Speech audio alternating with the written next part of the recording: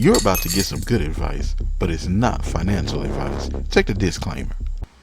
Hi guys.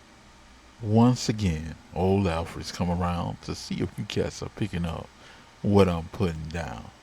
Today, I want to do another trade breakdown. And if you've been following my channel for a while now, you know I've been trading on and off and developing software with my brother for like 25 years. I really want to try and get some of what I've noticed about how I put together my trades. I want to be very clear and point out some little subtle things that may help you with some trades.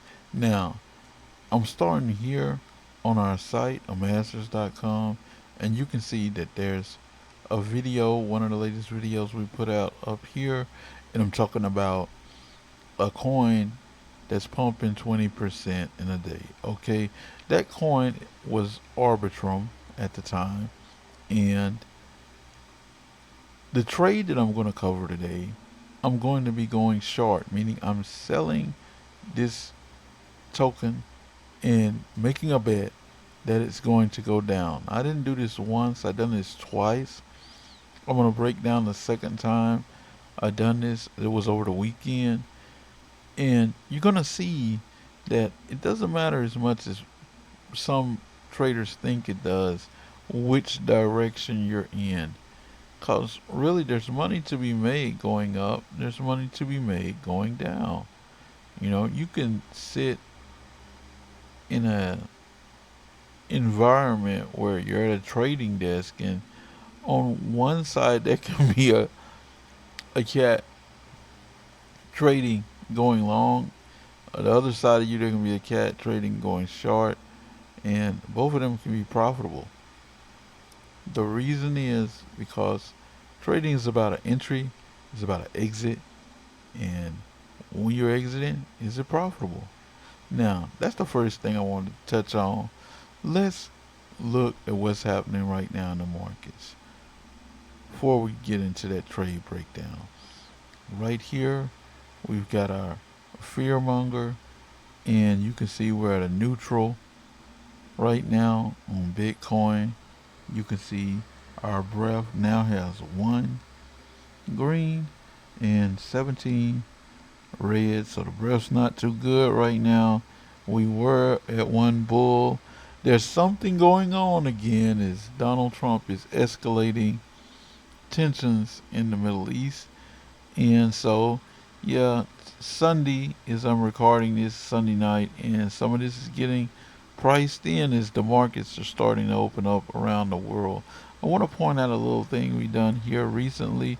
Since now on the screener we're covering both crypto and stocks, you can select what breadth you want to look at. Do you want to look at it all, or do you want to look at crypto and traditional, or just traditional finance? Okay, now if we're neutral or in the bears, I want to go, I prefer to do shorts. And some of this is also because I'm aware fundamentally of what is going on. Does this mean there's not going to be cats that are going to go out there and pump the market anyway? Of course not. They're still going to do it anyway. And hey, maybe it's profitable for you. That all depends on where you get in and where you get out. But in this particular endeavor, I went into Arbitrum. I went in 2 times, and I'm going short. Another thing I want to point out is this is the same coin. Sometimes I'm listening to guys, and you're like out here trying to trade 100 different things. It's the same coin. When I'm trading forex, a lots of times I'm just trading dollar yen, or I'm trading euro USD. I'm trading pound dollar. It's the same. You could find, if you look on my old channel, you could find videos maybe like 12 years, 15 years old. I was doing the same thing trading forex. Don't overextend yourself. Like if if you can learn to practice with any asset that you can get more and more familiar with, you're probably going to have a better time doing this. Okay, off my soapbox with that. Let's go and look at some stuff here. Here's, well, I guess we will call it crypto screener. Here's the strategy. This, you guys can see here, this is like the ninth. This was on my Twitter, and you can see Arbitrum's up here. It's at the top. We've got gray up here. It says that's extreme FOMO. For those new, that means fear of missing out. And if there's this extreme FOMO in this, it's great to say it this way because it means it's emotional. Back in my day, they used to call this irrational exuberance. And when you're seeing that, eventually emotions and your feelings change. If it wasn't, then everybody get married and there won't be any divorces, okay? But the reality is sometimes your feelings change. So, what I'm doing in this trade from a purely emotional standpoint is I'm waiting to see exhaustion of the buyers and when that feeling starts to change, okay? Now, I'll save a snap of this table, and you can do that inside of the screener. There's a thing, a little button right there that says you can save the table, and I'll just watch. I'm first. I see the irrational exuberance, but I now have to wait to start seeing some exhaustion. Here's the trade we're going to walk through today, and you can see it's 29.33%. I done this in about 7 hours. This is over the weekend. Now, there's usually not a lot happening on the weekend, but some of why this happened so quickly is because I was waiting. You have This is a great way to look at this. You saw that I started watching this. I took a short on the night, and you can see here I'm taking another short. It's a couple of days later. The reason that I'm in and out rather quickly is because a lot of this time, the whole 2 days, I wasn't putting anything on the table. I was watching the trade. I was loving it from afar, but there was no risk. There was no capital submitted yet. And if you want to learn, well, gee, I really like these poppy trades where he gets in and out. It's not really, on face value, it seems like a poppy trade. But in reality, some of why I'm in and out is because I've learned to be patient enough for a really strong entry. That strong entry is that irrational exuberance when those bulls throw the market up and then that ball starts to slow down and some exhaustion's coming in. Okay, that's another one of my little examinations of how how I really do this over the past couple of decades. Now, let's go over here. You can see the tent. What do you notice here? Where are we?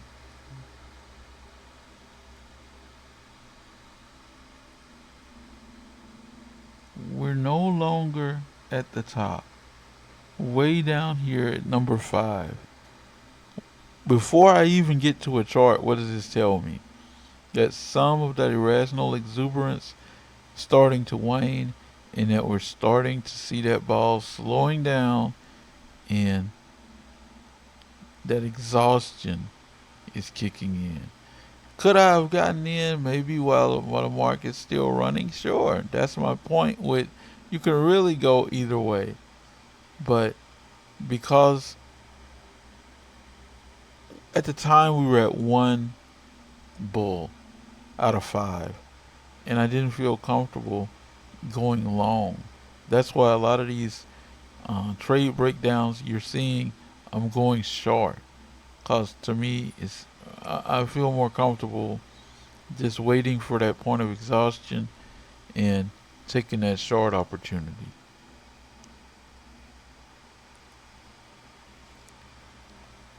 Okay, now this is another table I saved, and you can see we're over here. It's the 12th, and look at our market breadth. Things starting to slow down there,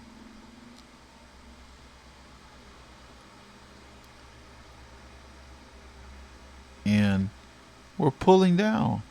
It's the same coin, Arbitrum, and we're pulling down. Now, as I say in these videos quite often, all of the planning that I do, it starts based on objective, data driven analysis.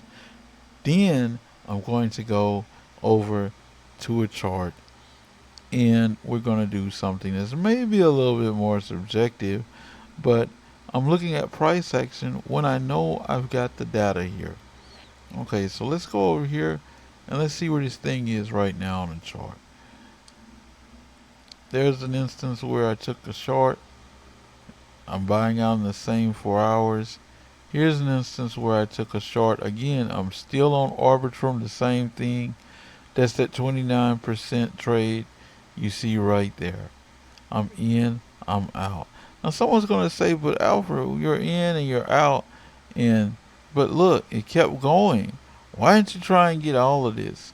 Well, it's Sunday as I'm recording this, and when I used to run a trading room way back in the day with my brother, I used to talk a lot about business by the Bible, a book by Wade Cook.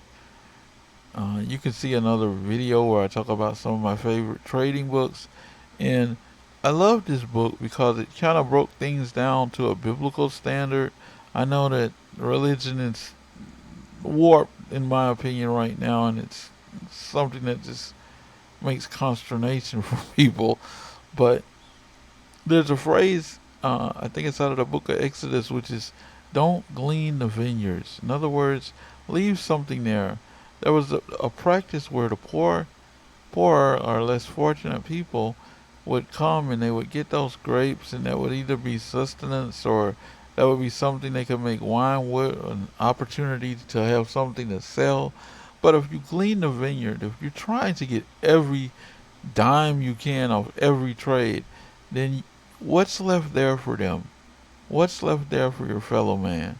It's not difficult. And look, when I saw here, guess what? There was still another opportunity for me to come and just take a short again. What's the big deal? There's always a trade, guys. Also, now let's look at this pure math, okay? Plain, pure math. I'm in and out in 7 hours. I'd have to wait about another, let's call it about another 16, 17 hours. That's just for the benefit of another maybe 3/10 of a penny. I already had 6/10 of a penny in 7 hours. So all I'm doing is extending my time cost and bringing my average down. If I move 6/10 of a penny in 7 hours, why not just leave then? Because here's what you don't see on a chart. If I were still in the trade, would the counterparty be trying harder to bid the numbers up and keep me away from profit? Or would they do what we're seeing play out right now, right in front of us, and we're seeing the market go down? Now, yeah, markets are opening up things are starting to cook again on the Strait of Hormuz. All of this stuff is going on, and all that's all at fundamentals and uncertainty. But I don't have a crystal ball. What I do have is just simple math that lets me know I'd move 6 tenths of a penny. I got 5x leverage. It's only been 7 hours. Why am I going to sit around another 17 hours for another, let's say, 3 tenths of a penny? Why am I going to do that? That's how I look at that. And sometimes I will hold. I may hold days. I may hold a week. It all depends, again, on those fundamentals that we talked about earlier and on where are we as far as right now, we're neutral. Okay, and we were only one bull when I was doing this. So there wasn't any strong bias either way as far as sentiment on our fearmonger. So that's why I chose to get in and out along with time cost. And guys, that's all there is to it. I started on the crypto screener, which is now more like an asset screener. I looked at our watch list. I saw what some of the best ideas that were out there, and I just I gave myself time, not time with me in the market, time with me just saving these tables and waiting for exhaustion. And that's how you do it. That's how you get in and out. You just need patience and you just need good data driven trades. That's all I got for this video, guys. I hope this is helping someone. I hope you guys are having a lot of success trading. I hope you guys come and visit the site. I hope you guys like, share, comment, subscribe, because if we've helped you, please help us. Let's not let the world be driven by algorithms. Let's all contribute to society as members and people. Okay, human beings. That's all, guys. See you when I see you. Peace.